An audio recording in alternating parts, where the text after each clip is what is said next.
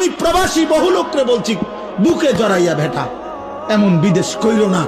16 বছর তুমি বেটা কষ্ট করে বিদেশ করো, তোমার একটা একটা ঘাম, একটা একটা টাকার মধ্যে, রিয়ালের মধ্যে বেটা তার ঘামে ভিজা, তার কষ্টে ভিজা, তার কলিজাটা পানি করে ফেলছে।